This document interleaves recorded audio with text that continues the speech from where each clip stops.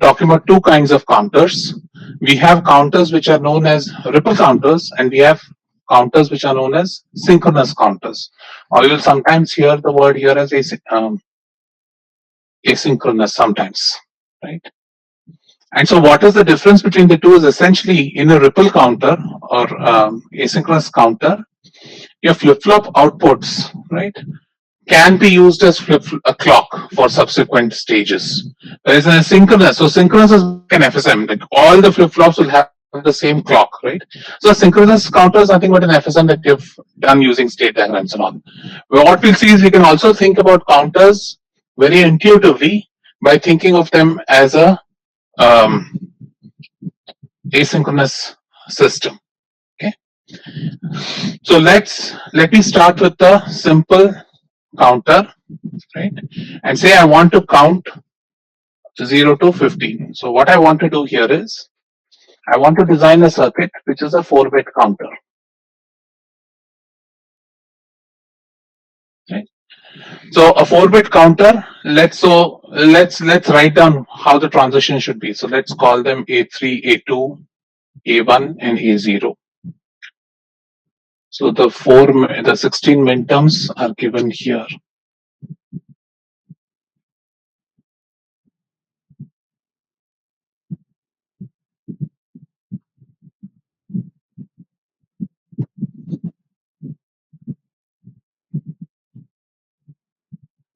Okay, so you guys can fill out the rest. So let's think about how these transitions are occurring. Okay, so first thing we see now, if we look at A0.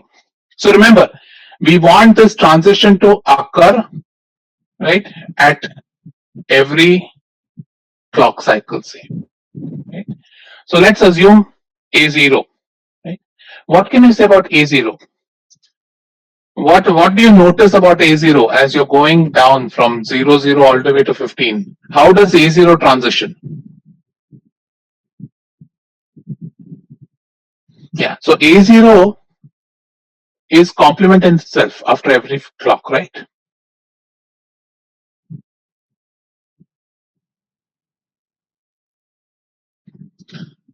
So which means that if I want to implement the flip-flop which is giving the A0 output, all I need to do is take a T flip-flop, give an input of 1, means that the output is going to be complementing itself at every clock, right? So A0 we see that. Now let's think about A1. What can you say about A1? When does A1 complement? So again, we see that A0 complements at every clock, right? Now what can you say about A1? When does A1 complement? Every other clock. Or in other words, you can say that A1 complements during the negative edge of A0, right? So A1 complements when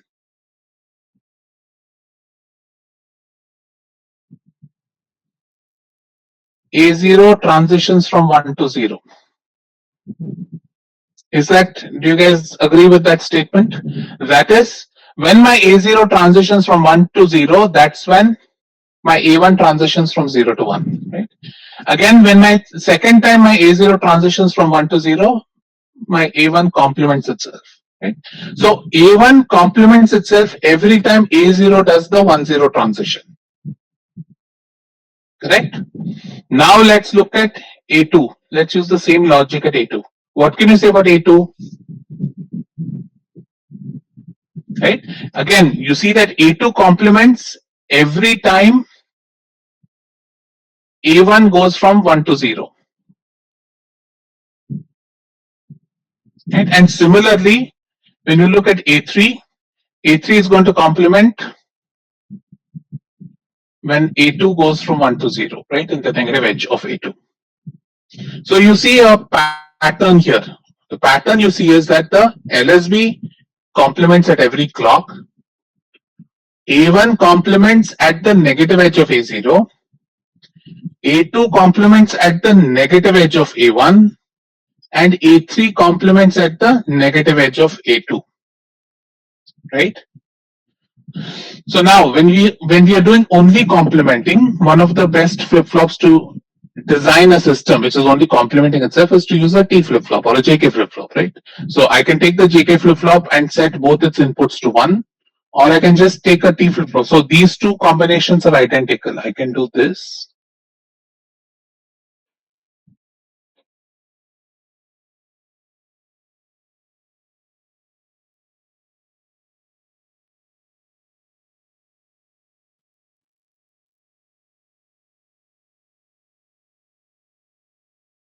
Right? So both this and this are going to give you an output which is complementing itself whenever the clock goes through an edge, right? Either a positive edge or the negative edge.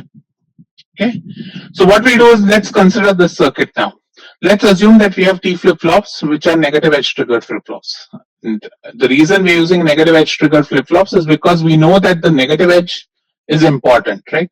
The negative edge of the signals are helping us transition the various bits. So what we'll do is let's consider one by one. So let's first consider a T flip-flop Q. What does the bubble here mean? What does the bubble at the triangle mean?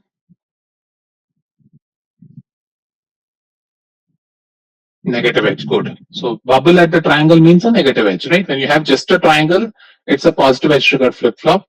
A bubble means it's a negative edge triggered. So let's assume that we have a clock signal coming in here to the first flip-flop. I will give an input 1 here. So I can use this. Q is going to continuously complement itself, right? So A0 can be thought of as the output of this flip-flop because it's going to complement at every negative edge of the clock. Now so when you want to now create A1,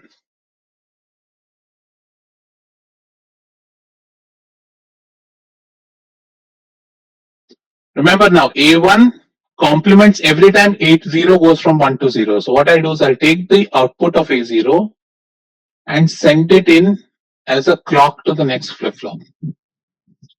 So which means that only when A0 goes from 1 to 0 will A1 complement itself. Right? Similarly, I can do the next.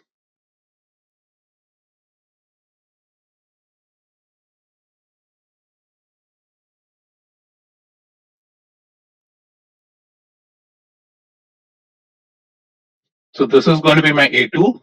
This is going to be my A3. Again, only when A1 goes through the negative edge do I need to complement A2. Keep this as 1 again. Only when A2 goes through the negative edge. Right? Also remember that you want to initialize all the flip-flops. So I will keep a reset signal on all the flip-flops. So I can call this reset signal here.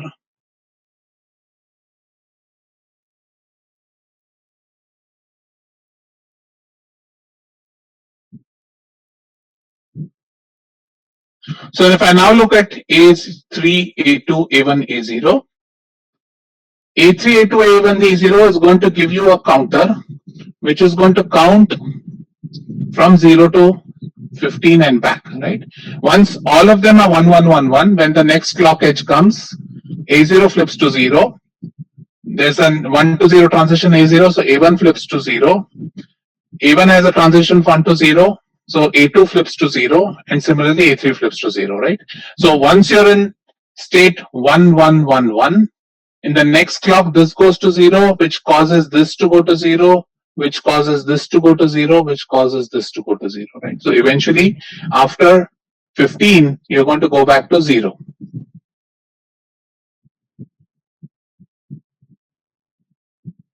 Okay. So if I want to draw the top level block diagram of this counter, I can say that it has 4 outputs: A3, A2, A1, A0, 4-bit asynchronous counter. It has a reset signal, right? And instead of calling clock, I can say normally what you'll see in textbooks or in data sheets is you'll see a signal count. So what that means is count is nothing but clock. So this circuit is counting the number of edges in the signal count.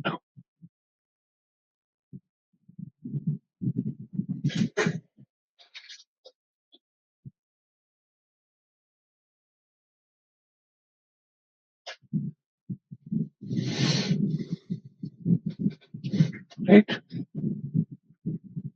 Will it make a difference if A0 is positive? It absolutely will not make a difference. You can do either. The only advantage is having the same kind of flip-flops is that way they're all in the same edge, right? Otherwise it ends up having an issue.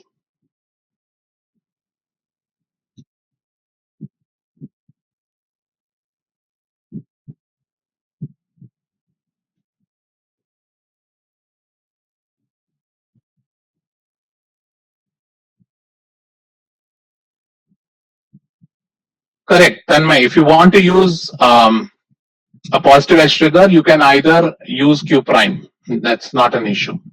Right? So you have that option, right? Because the flip-flop gives you a Q and Q prime. You can either use Q or you can use Q prime.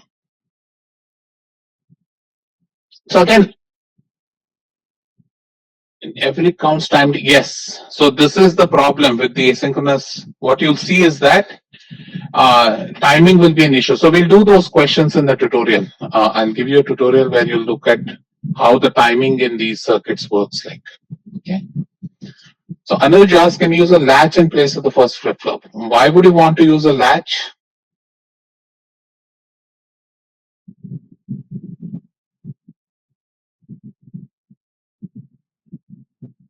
I'm not following the need for a latch at the first bit.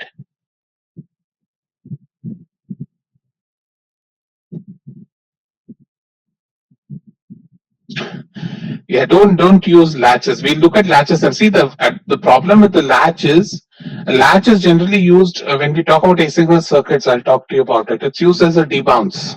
So latch is generally used at the input to basically once I given an input, I don't want the circuit to respond to any more inputs. I use a latch there. So latch is because it's level sensitive.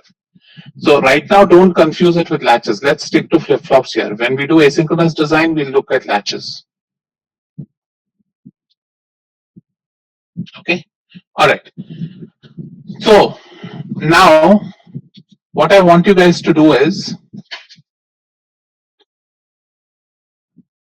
suppose I want to design a BCD counter. So this is given to you, right? So my question to you is, using the same logic, design a BCD counter. You can use any gates you want.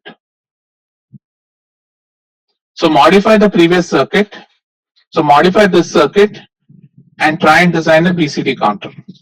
I'll give you 2 minutes, think about it, and we'll solve it together.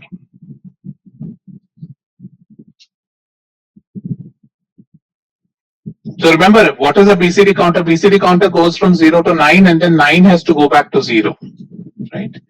So you don't want, so what you want to do is every time you hit 9, after 9 it should go to a 0 and not to 10.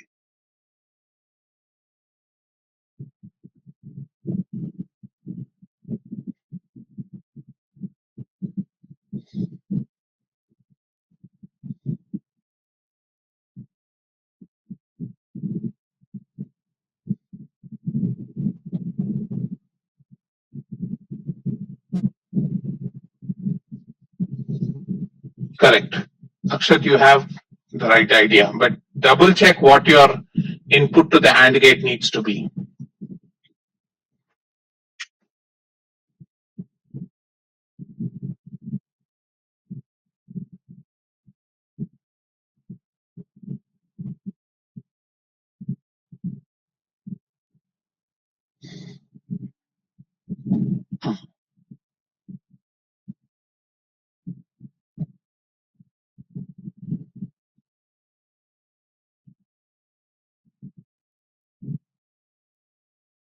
Okay, so let's look at what's happening in the BCD counter, right?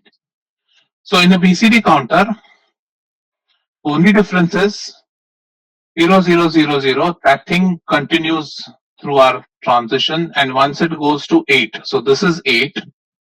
After 8, it goes to 9, right? And after 9, it should go to 0, 0, 0, 0. So if you use the previous logic, this would have gone to 1, 0, 1, 0, right? Because the next clock comes in, this transitions to 0. Because that transitions to 0, this transitions to 1, right? So that was how the regular ripple counter would have gone. But now what we want to do is, we want the counter to reset itself after 1, 0, 0, 1, right? So what does it mean? So if you think about, so now the question that I would like to ask you guys is, do you want the counter to reset at 0, or do you want the counter to reset at 10? Reset at 9 or reset at 10? Suppose I say that, so the logic I'm saying is that once it goes to 0, 1, 2, etc. to 9, right? After 9, at the next clock pulse, it should go to 0. So let's say it is reset. So if I want to design the reset, right, the reset has to happen at 1, 0, 1, 0. So that is when the output of the counter is 1, 0, 1, 0. Then I want to do an asynchronous reset. And the beauty of the asynchronous reset is, so what will happen is, if you look at the output of this counter, it will have a small spike, right? It will show 10 for a very small time, and then it will reset, right? So after 9, you'll see 10 for a very small time till all the gates adjust themselves, and then eventually it'll come back to 0. Right? So the sequence would be 0, 1, 2, etc. 8, 9, 10 will flash very quickly and then go to 0 in the same clock pulse. Right? And the reason that 10 is there is because it takes some delay for the AND gates to work. Right? So the AND gates, you'll take some finite delay. Once the output becomes 10, it will take a finite delay for the AND gate to process that output and then reset the flip-flops. Correct? So what do you want to do? You basically want to reset when you see 1, 0, 1, 0. Now let's call this as A3, A2, A1, and A0, right? So you want it to reset for this particular combination, right? So what would be the logic for this particular combination? Right? So let's think about what we want to do. What we want to do. So everybody following this logic, the logic in designing this BCD ripple is that once the output becomes 10, you quickly reset the counter. Remember, reset is a asynchronous signal. As soon as the reset sees a value 0, it is going to reset itself. Following? Reset, Tanmay, that is correct. It is an asynchronous signal, right? Reset is an asynchronous signal, which means anytime reset goes to 0, independent of where it is independent of what's happening on the clock, the flip-flop will reset itself. Right? And so therefore it is useful. So here what do you want? So basically, if you think about it, you want your reset signal, right? So you want reset to go to 0 when 10 is present at the output, right?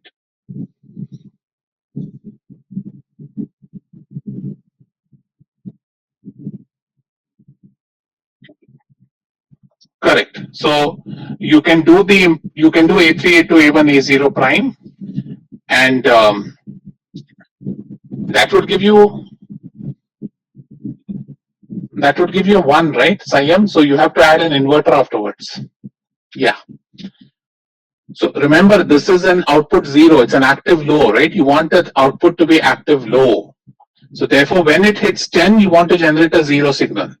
It should not generate a 0 signal for any values from 0 to 9. Right?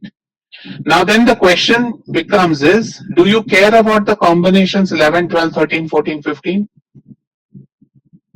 You are designing this circuit. Do you care about that? No, right? Because you know that this circuit is going to go sequentially. Right? So you can then figure out which is the right reset. So one way to reset the signal, and I will just show you one way. You guys can obviously come up with simpler solutions. Again, remember what this would be is you would have a T. So let's assume this is your reset signal.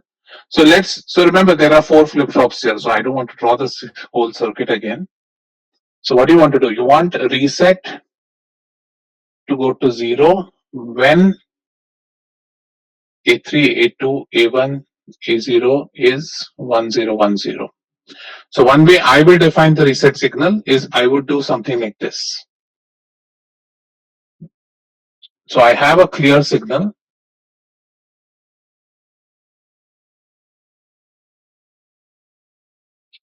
So this is going to go to my reset of all flip flops, right? So I can reset this. I can reset this counter directly by doing a hard reset using the clear signal. Or what I do is I take this, right, and then I will use a NAND gate.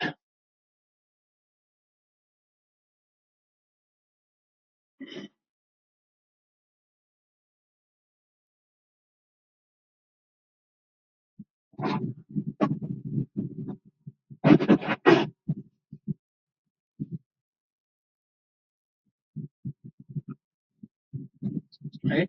So I can use. So remember now using the same logic, right? You can now think about designing a ripple counter that can go to any number you want. Once you have the flexibility of doing reset, right? I can tell you, okay, now design a counter, asynchronous counter that goes all the way from 0 to 5. Right? So that becomes easy now for you to do because once it goes to 6, reset the counter, right? So that is the logic you would apply when you want to design any ripple counter, which is going to count less number of states. For example, here I'm using 4 flip flops. 4 flip flops will have 16 states, but I'm only counting 10 states out of that. So now tell me, suppose, did I change my slide? Sorry, just a sec.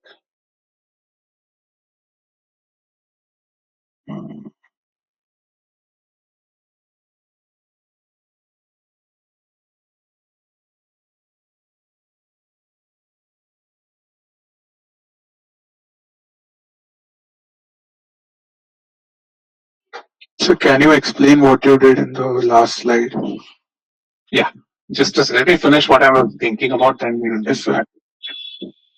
So now let's say suppose I have a BCD counter. So let me just close the BCD and I'll take your questions. So if you think about a BCD counter, a top-down value of the BCD counter would be something like this. This would be a count signal coming in, right? I would have a clear signal or a reset signal here, and I would have 4 inputs.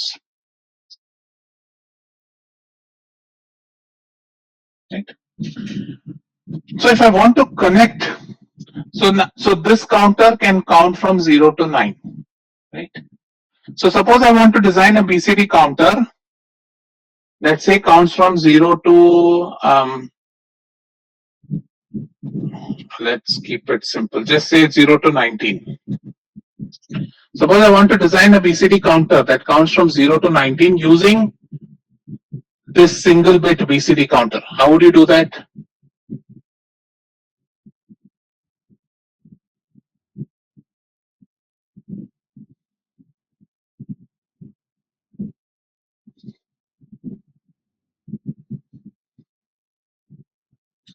So suppose this is my BCD counter, right? This is a 4-bit BCD counter. So it's counting from 0 to 9.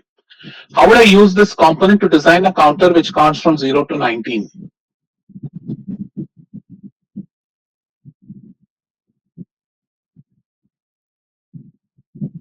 The negative edge of A3 has a clock. Very good, right? So you'd use 2 such counters. One counter will be used for the decimal bit. So basically, you're going to treat this as 0 to 9. That is, you'll have 2 counters, counter 1 and counter 2. Counter 2 is going to count from 0 to 9. Once A3 transitions to 0, right? you send that into this, right? And so now this is going to be your next count signal, and this is counting from 0 to 1, right? So you can extend this logic to a decade counter. So what you're building here is a decade counter. Right? So you can essentially use the similar to BCD addition. You can use these counters to build as large a BCD counter as you can. Why can't you use? Yes, you can use that. There is nothing wrong in using any other logic. But once you have a block like this, it's easier to do it, Astha. There is no, most of the solutions here are not something which are the only solutions. They're one of the solutions, right? So if you want to count from 0 to 20, yeah, you can also. So why, you would also ask, why should I use a asynchronous counter? I can do a finite state machine also, right? There's no need for you to use asynchronous. But what I'm saying is, given a BCD counter, how would you use it to generate a count from 0 to 20? Right. So this would be negatively triggered if this was negative triggered. It's the same thing. Right. So you can think about now, so using this one BCD counter, I can generate counters which can give me a large number of BCD numbers and count. And as I told you, counters are very useful circuits. We'll talk about that quite a bit because counters are used to generate what are known as timing signals. So many a times what happens is that when you want to generate, say, you want to have a sequential process, that you want circuit A to work, then circuit B to work, then circuit C to work. Right?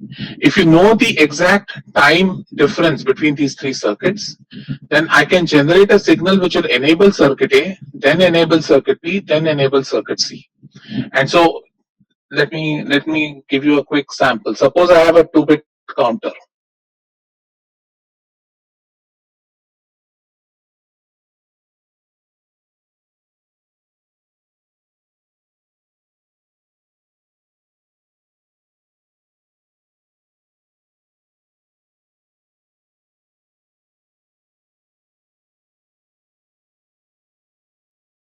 So suppose I connect a 2-bit counter to a 2:4 decoder. How would the timing diagrams of D3, D2, D1, D0 look like?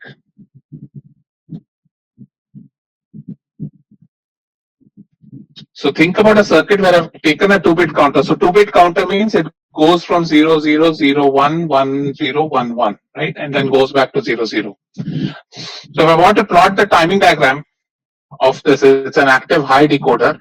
How would D3, D2, D1, D0 look like?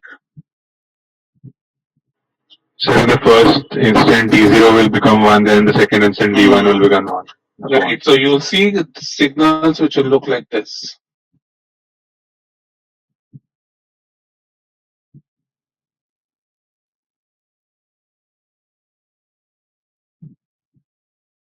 Right. So what you've done is essentially using this simple circuit of a counter with a decoder, you've been able to generate 4 pulses which are separated, right? So I can use, so suppose now think about a block where I had 3 different blocks which are connected serially, or 4 different blocks. And I want first to use A, then I want to use B. So data flows this way, say. Right? So what I'll do is I'll give my D0 output first as an enable to A, ensure that the processing of A happens, then shut down A and enable B. So then the data flows moves into B, then C, and then D. So this is a very common circuit. If you pick up any microprocessor design, this would be one of the most common circuits you'll see there, right? And this is one way to generate very quick timing signals, right? Exactly. So as Ashutosh mentioned, the other way to think about this is I'm generating D0 as 1, 0, 0, 0, 1, 0, 0, 0, 1, 0, 0, 0. So I can also think about it as that D0 is going to be 1, 0, 0, 0 in repeat. D1 is going to be 0, 1, 0, 0 in repeat. Similarly, D2 is going to be this, and D3 is going to be, right? So what you see is that, and the reason why I'm bringing this all right now, these are things which you can use in a design assignment, right? These are ways by which you can generate signals very easily rather than worrying about drawing an FSM every time you want something. So you'll see a lot of times when you have counters, right? it's very easy to build FSMs once you have counters, because you can use the counters and use additional logic to skip, because this counter is giving you a continuous binary output, right? And you can use that to make very quick machines. So therefore, you see that counters will be used a lot in such situations. Okay.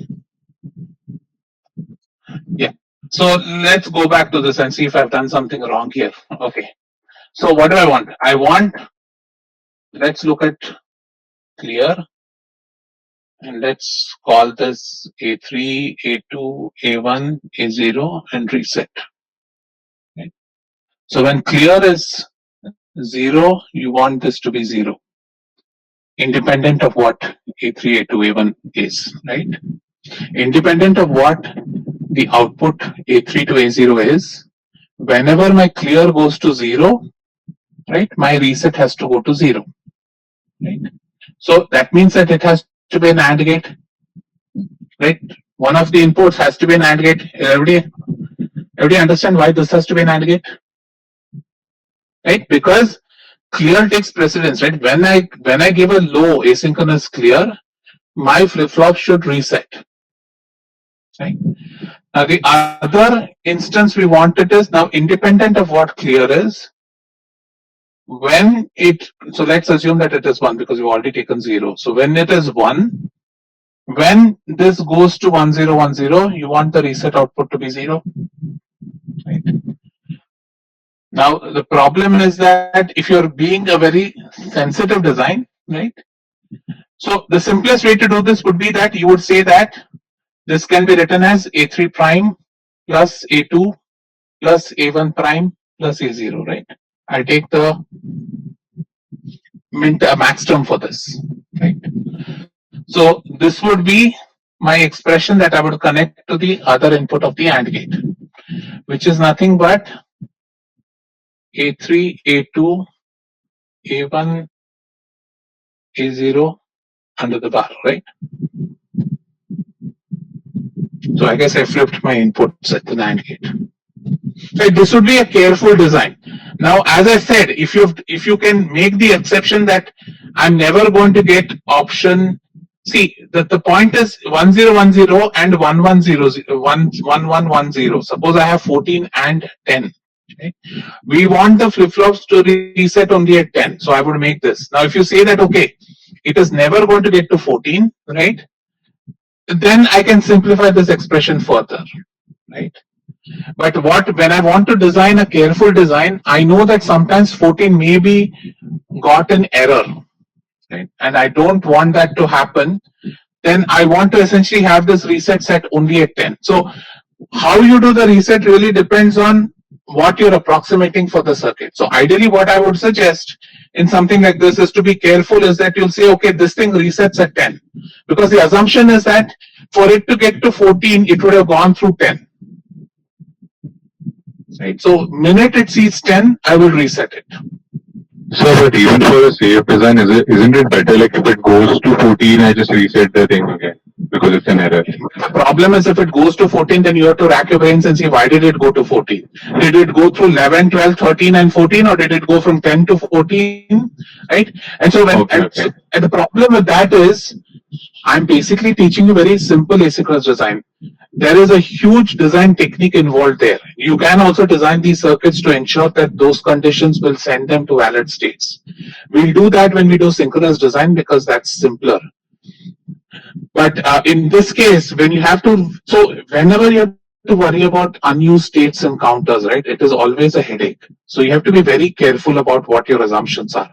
So when you do synchronous counters, we'll do this in detail because there is an FSM, so it's much easier, right? So once could you repeat that 19, like 0 to 19 question, like the solution? Okay, so let's look at 19. So what do you want here? Now, the problem is when you do this design, right? Is this a complete design? It is not, right? Because you want these counters to reset. So after, say, it goes to 19, at 20, this counter has to reset itself, right? So what you would do is once you see the output term 20 here, you will reset it, right? So you will identify 20 and send that 20 to the reset signal. Is that clear? Okay. So no, what I was confused was it is like when you send like two the output of two as a clock, it will be like every time it switches from 1 to 0, only then like one will get added in the first block, right? Correct. So That's two how will it go goes. from 0 to 9, then it'll add one. Then again two will go from 0 to 9, then it'll add one.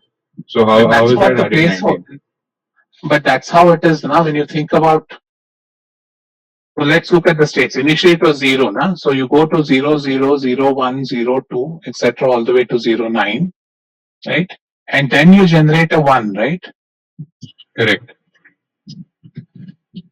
So this 1, the placeholder in the tens place is keeping track of how many times you've gone through the 0 to 9 cycle, right? So like what I'm trying to say is that it will be 9 times like 9 when it goes here. No? How will it get twice? Like because one every time two goes through 0 to 9, again two will start from 0 to 9, and only then one will like start its next No, but cycle. the minute 9 happens, right? The minute 9 happens, you're sending a signal to the next one to start counting, right? And so 2 goes back to 0. This keeps 1, so this goes 1, 1, 1, 2, etc. all the way to 19. Then again, when 9 goes from 9 to 0, you send another signal here, so this goes to 2, 0. Oh, okay. Get it. Right? Yeah. It's the tens place of the number. Correct.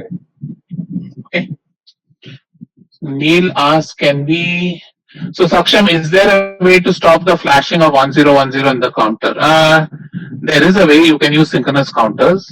There should be no issues. Or you can design it using JK flip-flops and get it so that it doesn't have this issue.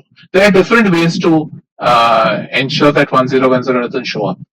But normally when we use, this is the easiest way. Using the reset is a very dumb and easy way to do it. Right? Correct, Ashutosh. So this will count till 99. Correct. So both of them will have resets. Guys, reset is always there in any counter.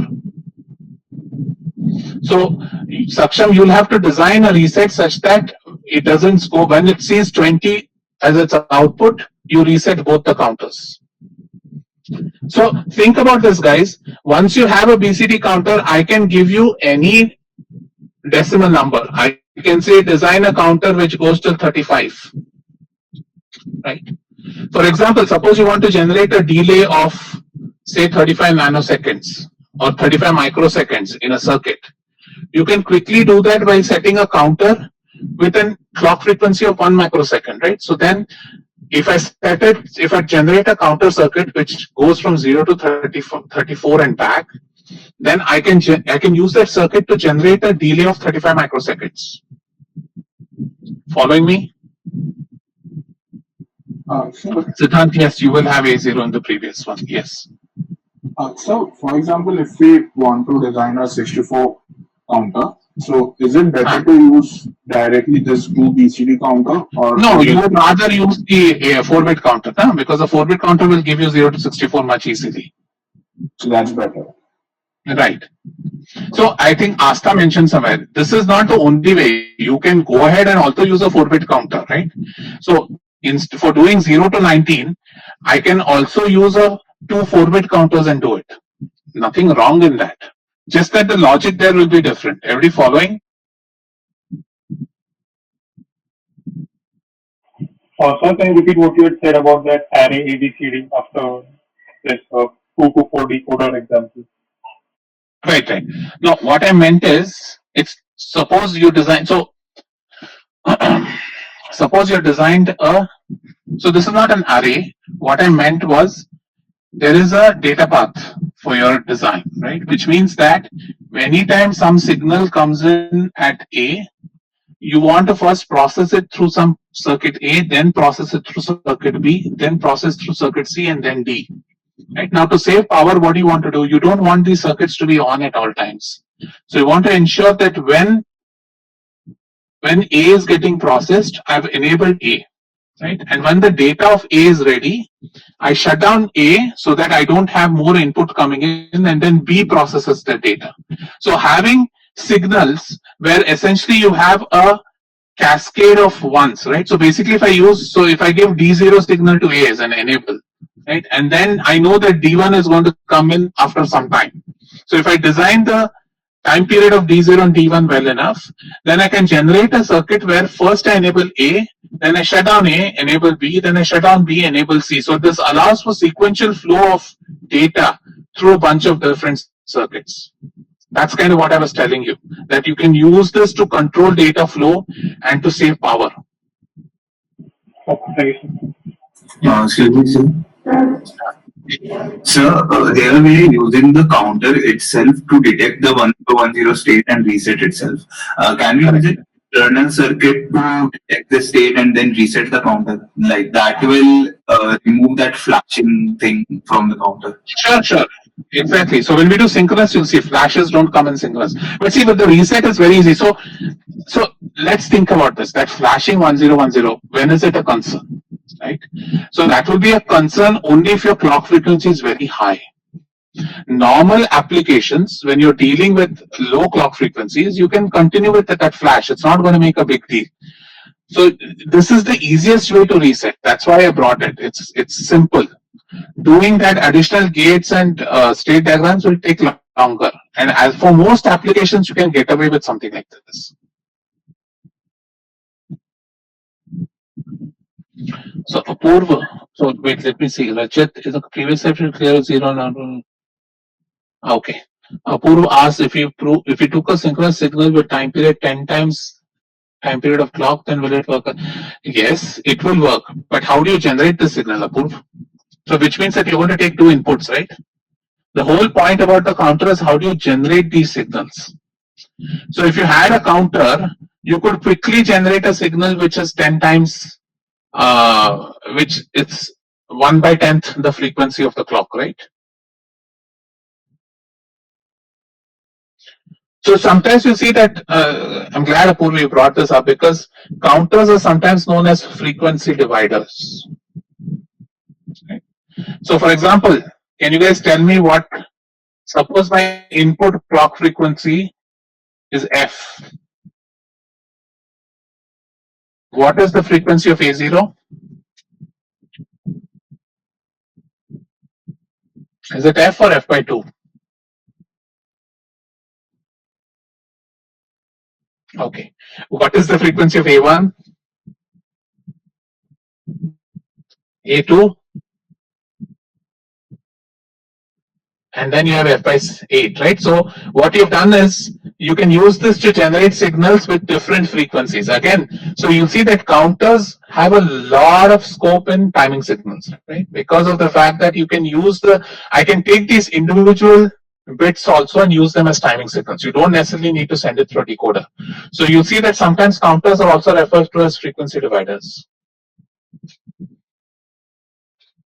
And generally dividing by 2 power n is much easy because we're dealing with binary, right?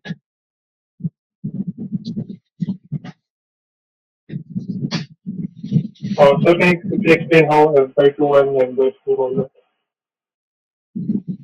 Go back to this now. Suppose this is happening suppose the frequency of the clock is F, right? So now which means A0 changes at every clock, right? Yes, sir. Right? And A1 changes every second clock. So its frequency is F by 2, right? A2 changes every 4 clocks, right? So, by the way, I need to again get you guys to. I raised that in the previous thing and nobody responded. What is the frequency of A0 again? If the input clock frequency is F, Rutraj, you're correct. Remember, let's draw the timing diagram very quickly. Let's assume that your clock is here.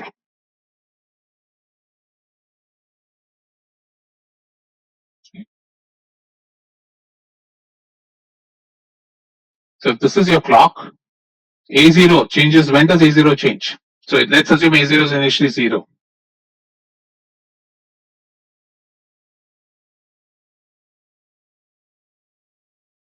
Right? So what is the frequency of A0? A0 frequency is f by 2. A1. A1 initially 0 goes to 1, 0.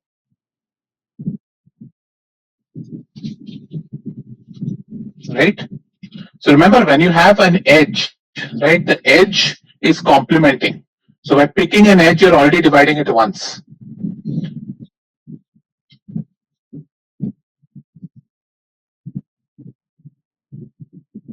Okay, so what we'll do now, or let me give this as a, you guys work on it, and then we'll start with this on Friday.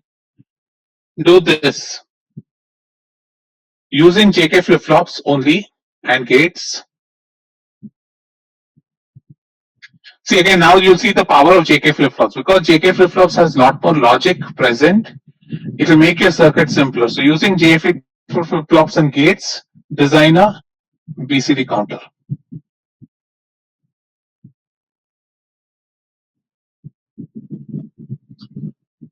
While it is in the textbook, I would strongly suggest that you guys think about it. So JK, right? And JK is the JK flip flop is a much powerful flip flop because it has a lot of logic prior. Right? So try this. Again, if you need to, you can confirm in your textbook. I will start the class on Friday this way. So once we do that, then we'll start with synchronous counters on Friday. Okay. Saksham, for F by 3, think about it. It's a good question. Think about, we'll do similar questions in the tute, but you can think about how to generate an F by 3 signal. So by asynchronous, you mean like the asynchronous reset, right? Yeah, and also the fact that not all flip flops have the same clock, right? So it's like a ripple, asynchronous or ripple, whatever you want to call it.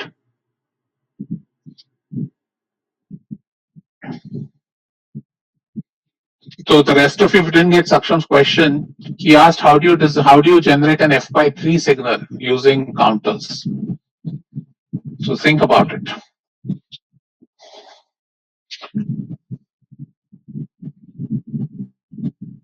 Okay, with that I'll stop the class and I'll take any questions you might have.